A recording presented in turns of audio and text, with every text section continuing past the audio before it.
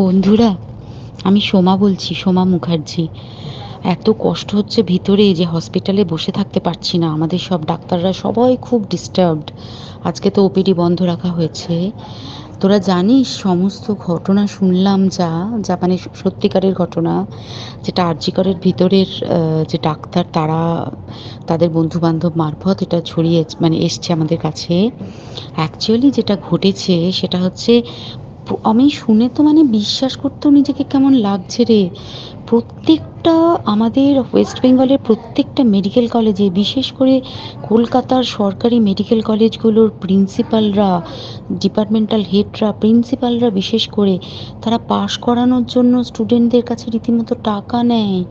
যেসব স্টুডেন্টরা, ইন্টার্নরা, পিজিটিরা যারা ভালো করে ক্লাস করে না বা থিসিস তারা জমা দেবে, পিজিতে তো থিসিস জমা দিতে হয়, তো যারা MBBS final year final pass করবে না সাপ্লি পাইয়ে দেবে, ইন্টার্নের কমপ্লিশন দেবে না, ইন্টার্ন হওয়ার পর কমপ্লিশন না দিলে তারা রেজিস্ট্রেশন নাম্বার পাবে না, এই সমস্ত ভয় দেখিয়ে টাকা পয়সা নেয়। সমস্ত জায়গাতেই এটা আছে।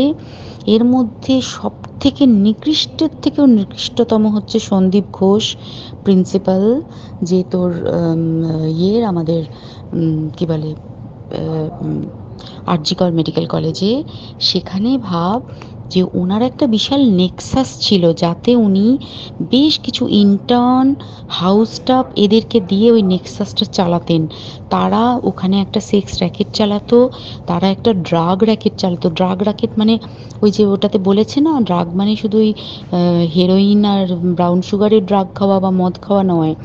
ড্রাগ মানে হচ্ছে যে কম দামি, কম টাকায় যে ওষুধ পাওয়া যায়, যে ওষুধ, ওষুধ না জল ভগবান জানে, সেই ওষুধের মানে কোটি কোটি টাকায় যে টেন্ডার বেরোতো, সেই ওষুধ নিয়ে ওষুধ কোম্পানিগুলোর কাছ থেকে কোটি কোটি টাকা, সেই সমস্ত টাকার একটা বড় অংশ যেত পার্টি ফান্ডে। বুঝতেই পারছিস তাহলে।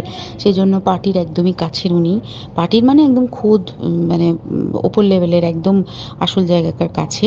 তো এবার উনি এই যে নেক্সাসটা চালাতেন, তাতে রীতিমতো কোন ইন্টার্নকে উনি পাশ করাবেন, কোন পিজিটেকে উনি থিসিস কমপ্লিট করাবেন, সেগুলো সব ভয় দেখিয়ে টাকা নিতেন।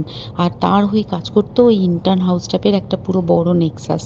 এবার এই মেয়েটির যে পিজিটি, মেয়েটি অত্যন্ত ভালো, সে তার থিসিসটা কমপ্লিট করাবে না বলে হুমকি দিচ্ছিল। সে এটা জানতে পেরে গিয়ে বলেছিল যে আমি এরকম কোনোভাবেই মেনে নেব না, আমি এর এর বিরুদ্ধে আমি যাব এবং আমি এর বিরুদ্ধে সব ফাঁস করে দেবো।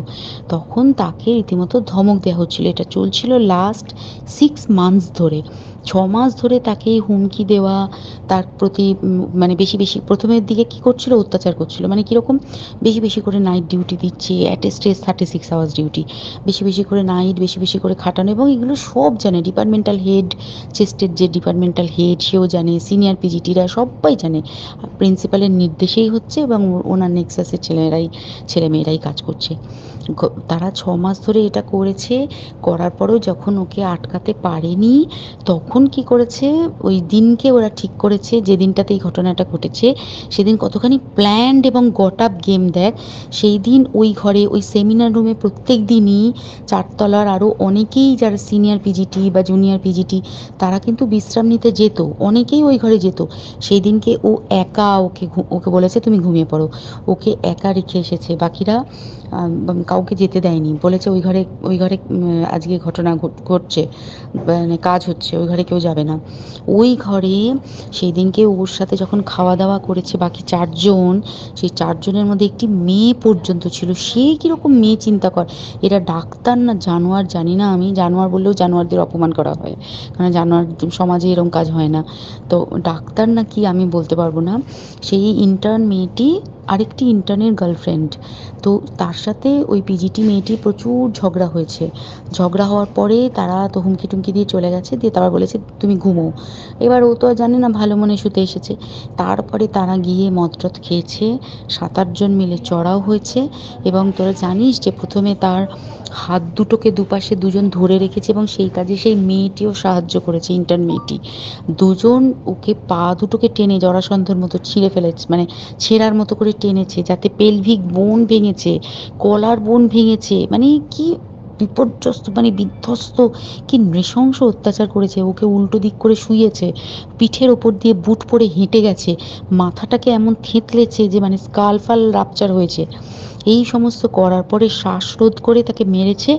মেরে তারপরে আরও যেটা আরও ভয়ঙ্কর, যে একটা মৃত মানুষকে মিনিমাম ডিগনিটি দিতে জানে না, তারা নিচে এসে দেখেছে ওই সঞ্জয় তখন বসে মদ খাচ্ছিল অন্য আরও গ্রুপ ডি স্টাফদের সাথে। সঞ্জয় ছেলেটা হচ্ছে তার কাটা সঞ্জয় বলতো ওরা, ওকে বলে ফল গাই, মানে ওর একটু ওইসব আলুর দোষ আছে, ও যত্রতত্র যখন তখন ওই প্রস্টিটিউট এলাকায় যায়। এবার দেখেছে যে একে দিয়ে যদি একটা রেপ করিয়ে দিতে পারি তাহলে ঘটনার মোড়টা অন্যদিকে ঘুরে যাবে। এইবার ওকে বলেছে, যা সেমিনার রুমে তোর জন্য রেখে এসছি, যা তুই এবার গিয়ে কাজ করে দিয়ে আয়। ও এসে ওই ডেড বডিকে রেপ করেছে যাতে তার ভ্যাজাইনাতে সিমেন্ট পাওয়া যায়।